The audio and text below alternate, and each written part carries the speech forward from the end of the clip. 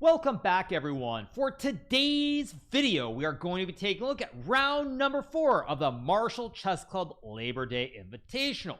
Now, the famous YouTuber and aspiring Grandmaster candidate Levy Rozman is back in action once again. He's off to a very difficult start in this tournament with 1 draw in his first 3 games. However, every day is a new day in chess, and let's see how he will do in the 4th round. He is playing with the black pieces against Kyron Griffith, also from the United States. Now, unlike Levy, Kyron Griffith is on 2.5 points out of 3. He's off to a great start and has potential to make a GM North. So will Levy be able to ruin his dreams of becoming a Grandmaster, or will Kyron continue his path in this event towards making a Grandmaster North? Let's find out. So Levy was black, and the game starts with the move e4, and now we get the move c6. We have knight to f3, d5, and the move knight c3. Now, one thing that I've been very critical of is Levy continues to play the Caro-Kann in every game with the black pieces. Now, my understanding is that in his recap video, he said he doesn't particularly care what people are saying, and he continues to play this opening.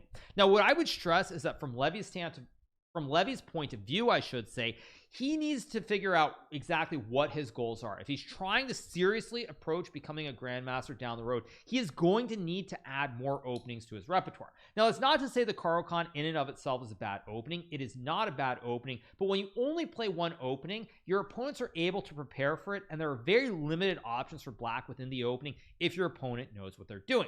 Now, the other reason I bring this up is that even though this game does not have the advanced Caro-Kann, when white plays this classic 2-knight setup, it's very unpleasant for black because generally you have to play this line with bishop g4, or d takes e4 is another option. But after h3 takes, knight f6, and this move g3, we end up in a situation where white has the 2 b's.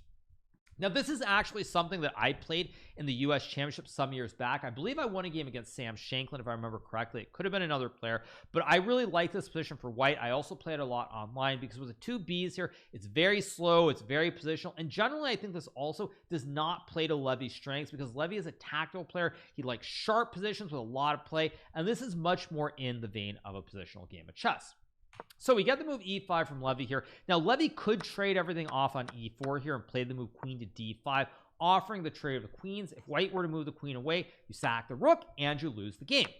So normally white here will play bishop g2, and after takes, e6, castles, and knight d7, and so let's just say rook d1, for example. White has a very small advantage here. I think black should be able to draw without too much difficulty, at least in human practice. But that being said, black has very little chance to ever win the game as white has the 2 Bs in this position.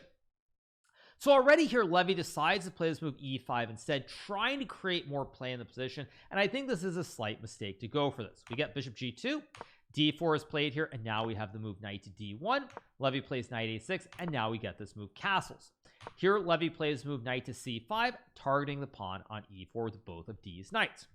Kyron Griffiths plays the move d3 here, trying to guard the pawn on e4, and now Levy plays the move h5. Now, this move might look really awkward or unusual. In this structure in the Caro-Kann, where white gets the 2 bishops and the center becomes closed, playing for h5 and h4 is actually one of the main themes in this position, because if you don't play h5, let's just say you go queen c7, white gets queen e2, bishop e7 and f4 here, white is already expanding on the king side very, very quickly here, and black is significantly worse.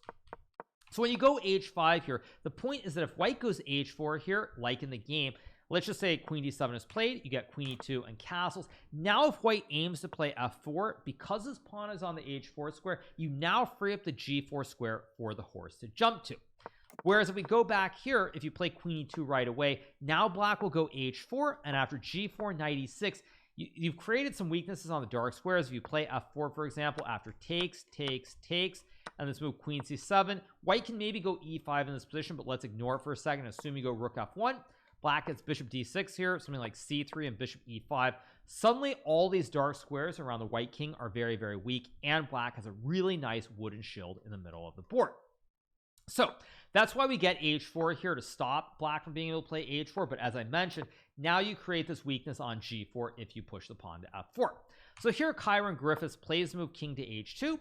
Levy checks, we get king h1, knight f6, king h2, knight g4, and now we have the move king h1 and knight f6 back. Now at this point, the players have made a repetition, but one thing that you'll notice here is that Levy spends a lot of time. He goes from 58 minutes all the way down to 41 minutes. He spent 17 minutes before deciding to make the repetition, and he's happy if the game ends in a draw. But now his opponent Kyron Griffiths, who I believe is a friend of his, decides to say no, I am not going to make a draw, I want to play on. So we get the move f3 here, which takes away the g4 square from the horse, but white's long-term idea, if he can get it in, is to go knight f2 and then play f4 here, because now the knight covers the g4 square. You also have bishop h3 as well to try and target the queen on d7. So we get f3. Now we have the move bishop to d6 being played by Levy, and knight f2 in the game. Here Levy goes king b8. Important move, by the way, because say you play knight a6 after bishop h3, it's spaghetti-o time. You're going to lose some material on this long diagonal. So we get king b8, sidestepping the threat on the diagonal, and now we have the move bishop h3. Here Levy goes queen e7, and now white chooses to play this very enterprising move c3. Now at this point, white has the classic bathtub pawn structure on the king side with the two pawns on e4 and h4 and the pawns on f3 and g3 here. But it's really a difficult situation, because if you play f4 after takes and knight g4, suddenly black is crashing through on the h file and white is in a lot of trouble. So we get the move c3.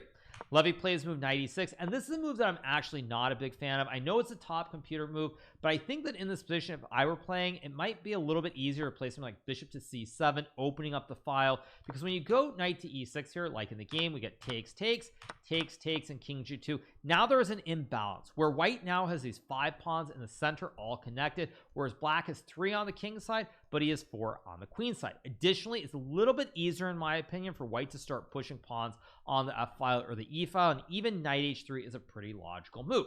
Now keep in mind, with all the recaps I've done so far, one of the important things is who has the easier moves or easier plans, and in this case, once again, Levy is in trouble. White has easier plans, and white is also up on the clock, so it's not looking so great.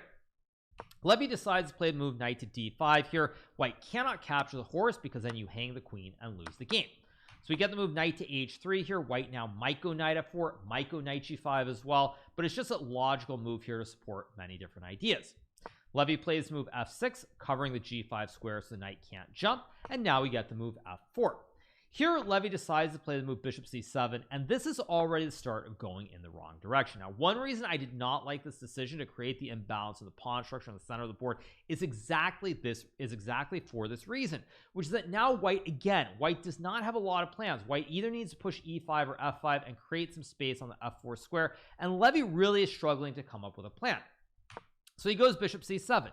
We get the move f5 here, another great move, because after queen to e5, now white can play the move knight to f4. White intends to bring the bishop to f4. Additionally, black has a permanent weakness in the endgame with his pawn on h5 being stuck here. Black can't really push the pawn on the g file, so without the counterplay on the king side here, Levy is already in really bad shape.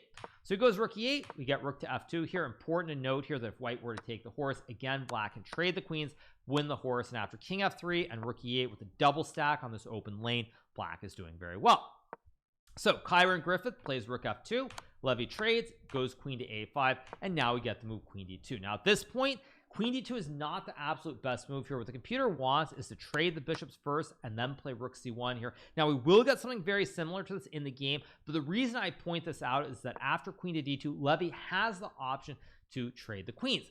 But the big issue that I see in this game from start pretty much all the way to the finish, as we're going to see, is that Levy is in a position that is not good.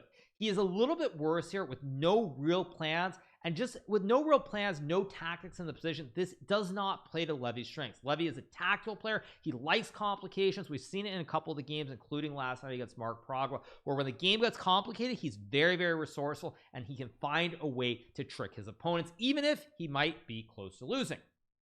So after queen d2, Levy plays the move queen b6. He does not trade the queens. He probably should have traded the queens on d2. And after takes bishop e5, white is a little bit better here, but without queens on the board, white is not that much better. Instead, he plays queen b6. Now we get rook c1 being played, and Levy decides to go bishop e5, and now we get the move rook c4. Now at this point, you'll notice the evaluation bar is giving white a massive advantage, and the reason is actually quite simple. White has a simple plan here. Push the pawns on the queen side, try to attack towards the black king on b8, and black simply has no active plans. Black cannot really go g5 here because of end peasant. If you try to go, I don't know, rook g8, for example, after takes here, white can maybe go queen g5 right away. You'll see something similar to this in the game, but black is just struggling to create any counterplay. the white king on g2 is very safe, and white has this free hand to just start pushing p on the queen side. So Levy plays move rook e7, we get b4, now we have queen d8, and this move takes, and rook c5. At this point, I could tell already that Levy was in really bad shape here, because white's plans are very simple. You want to put the queen on g5, target the pawns, rook targets this, and you prepare to play a4 and b5. When you combine that with a massive time advantage that Kyron Griffith has here, which is about double the time, with no tactics in the position, it's looking like Levy is probably going to lose the third game in the tournament. So Levy goes queen d6, we get the move queen to g5, queen to f6, and now we have this move a4 being played. Now the big issue for black is that all the pawns are tied down. This rook is tied down guarding the pawn on h5, the queen is tied down guarding the pawns on g7 and e5. Additionally, white is still pushing on the queen side, bringing the rook to c2 or b2, and if black ever were to trade the queens here, white is simply winning, because after king c7, king h3, king d6, and king h4, let's just say b6 and rook c1, white is going to push f6 or g6 here and crash through on the king side. King is now active, attacking the pawn on h5, and it is simply a lost endgame. So Levy plays the move a6 here, we get the move b5. Unfortunately, b5 is pretty much the only plan for white in the position, and with such easy moves, Kyron Griffith does not have to waste any time before playing it. Get takes, and now we get the move rook b2, rook to c7, and we have the move rook c takes b5. Now here white has a double stack, pressuring the pawn on b7 and the king on b8. The rook also targets the pawn on e5, and the queen on g5 is also an amazing piece, as it targets both the pawns on h5 and g7 at the same time. So Levy goes queen to a6 here, and now we get to move queen to d2. Now I was doing some live coverage of this game on my Kick channel at the time, and it was apparent to me that what Levy really needed here was, much like his first couple of games, he needs some kind of little complication, or just a little complication, little glimmer of counterplay. And if he can create some complication where there might be a tactic, he might get his opponent to think, get low on time, and good things could still happen. So after queen to a6 is played, queen d2 is a phenomenal move here by Kyron Griffith, but here Levy plays this move rook e8, trying to guard the pawn on e5. Now after this move, Levy is simply losing in the game. What he had to play here was rook to c8, trying to stack the rooks on the c file. White is winning after rook takes e5, but after a move like queen to a1, you have to see that after rook to b5, rook to c1 here, black is trying to check the king on this back rank here and checkmate it. And if white does not see that there's this nasty little tactic with rook b8 check, sacking the rook, and then playing rook a2 check, because takes, queen b2 checks the king and wins the rook, or if black goes here, you take, queen b2, winning the rook this way. If white does not see rook b8 here, let's just say white goes rook a2, for example, you can sack the queen, and after takes, king b7, suddenly the rooks are connected. There's an idea with rook c2 and rook h1. Say white goes queen a4, after check, king h3 is mate to rook h1, and king to f3 is mate to rook f1.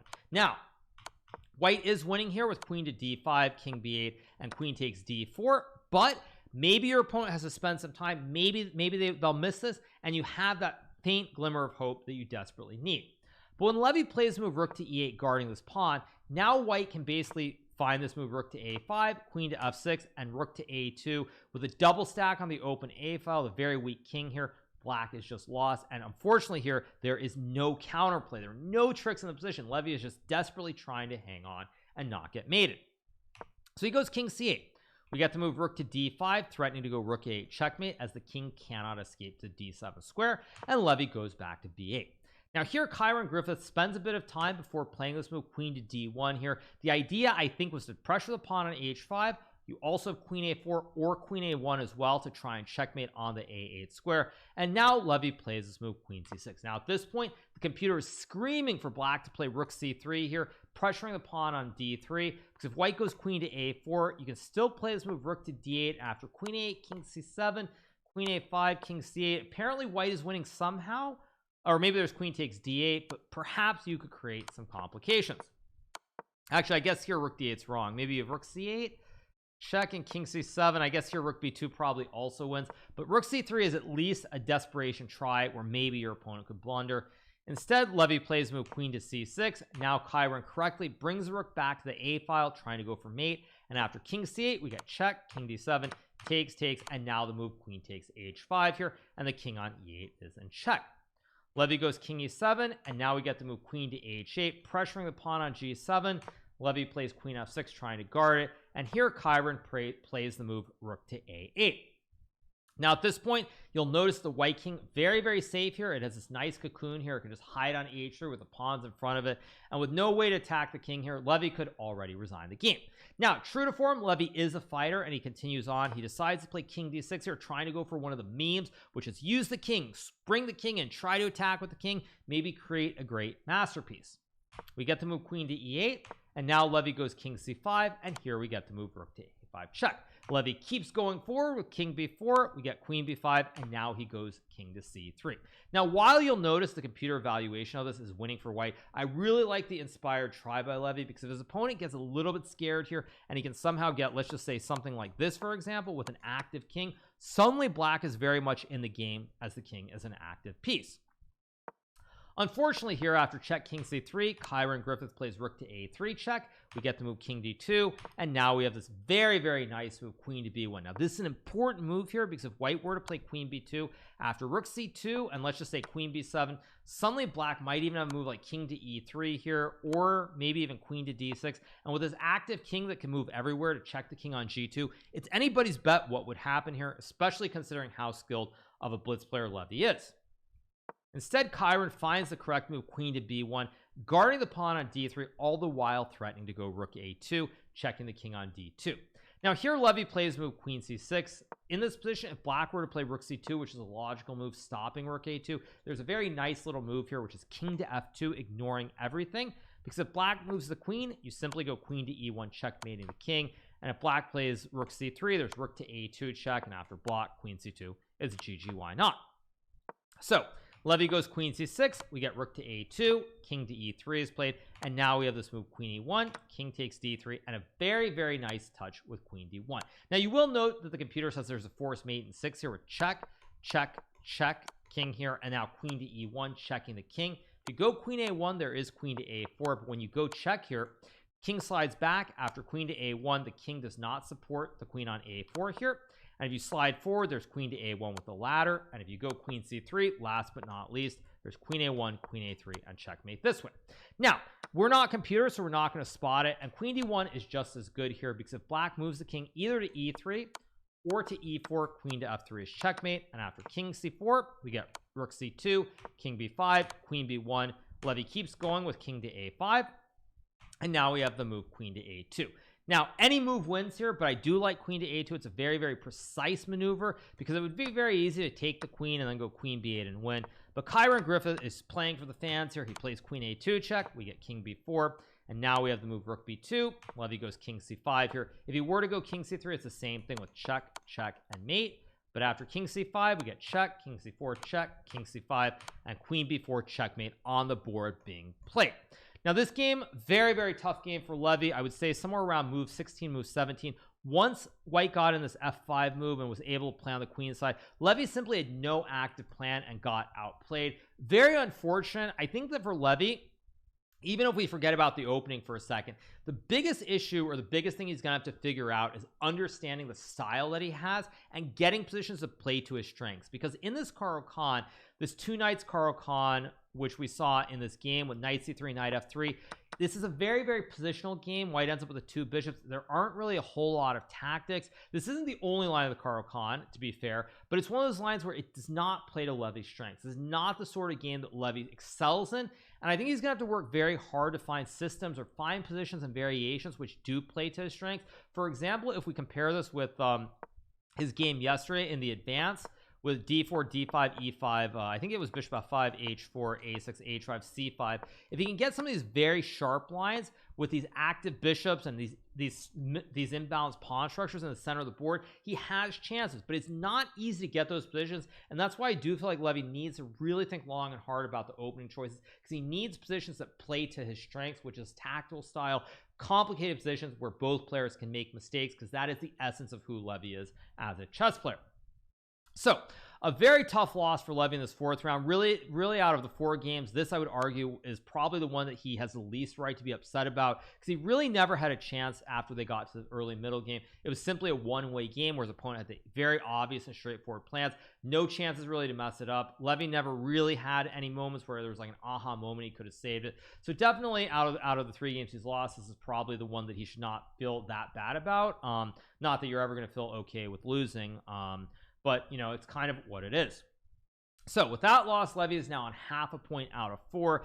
Tough tournament so far. I would also say that I think for Levy, hopefully this destruction, this bad result he's having, hopefully will provide him with some motivation to understand what he's doing. Maybe it's not quite good enough, maybe work a little bit harder. Hopefully it gives him motivation versus making him demotivated, if that is the correct word. But we'll see what happens in the coming round. So with that, Levy's half out of 4. Kyron Griffith now on 3.5 out of 4. Good chance to make a Grandmaster norm in the coming round. So it is what it is, but I hope you guys have enjoyed this recap from the 4th round of the Marshall Chess Club Labor Day Invitational. If you are not already subscribed to the channel, make sure that you smash that subscribe button below, and we'll be back with a recap after Levy's 5th round game later tonight. See you guys soon. Bye.